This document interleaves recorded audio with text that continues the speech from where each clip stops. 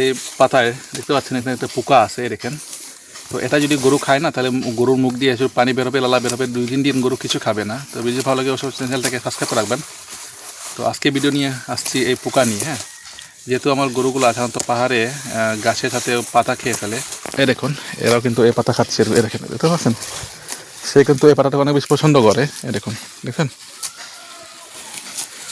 তো যেহেতু সে পাতা পছন্দ করে, যার কারণে আমি একে একটা ধরনের পাতা, দেখেন এই পাতাটাই দেখুন, এই দেখুন এটা সাদা পোকা আছে, সাদা পোকাটাই দেখেন। এই পোকাটা কিন্তু অনেক বিষাক্ত। হ্যাঁ, এটা যদি গরু একবার খেয়ে ফেলে তাহলে গরুর ভাই মুখে যা শক্তি আছে না সব ধ্বংস করে ফেলবে। তো আপনার যখন আমরা যখন গাছ খাওয়াই, নেপিয়ার, পাংচং, দেখবেন ওইখানে কিন্তু এরকম পোকা বাসা বেঁধে ফেলে। তো আগে দেখবেন সে গাছগুলোতে যদি পোকামাকড় না থাকে আর কি, পোকামাকড় আগে যদি থাকে তাহলে সেই পাতাটা ফেলে দিবেন। তো আমি এই পাতাটাকে দেখুন, যেহেতু আমি একে নিয়ে আসছি, দেখুন আমি এবার তাকে আমি আগুনে রেখে দিব। তো আগুনে লেগে কী হবে, এটা আগুনে জ্বলে যাবে, এবার এটা পড়ে যাবে। দেখেন এটা পুড়ে গেছে।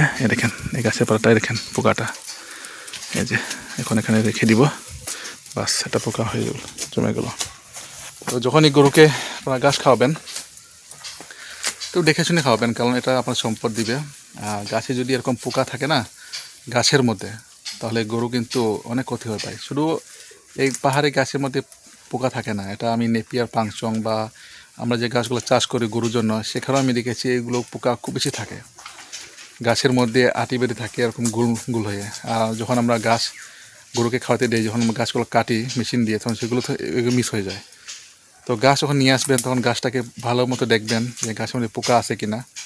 যদি থাকে তাহলে খাওয়ানোর দরকার নাই ভাই। পোকা যদি থাকে তাহলে সেই গাছের যে ঘাস যেটা আছে, নেপে পাংচং, সে পাতাটাকে এখন ফেলে দিবেন এবং ভালো যে গাছটা সেটা গরুকে খেতে দিবেন। তো দেখতে পাচ্ছেন আমিও সেটাকে জ্বালিয়ে দিয়েছি, তো সেটা এখন আর গরু খেতে পারবে না।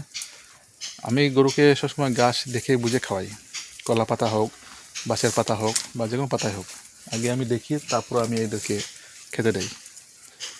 তো ভিডিও ভালো লাগে অবশ্যই চ্যানেলটাকে সাবস্ক্রাইব করবেন। আর অনেকে তো ভিডিওগুলো দেখেন, অনেকে লাইকও করেন, কমেন্ট করেন, আসলে আমি সেরকম কমেন্ট দিতে পারি না, চেষ্টা করব আপনাদের কমেন্টে রিপ্লাই দিতে।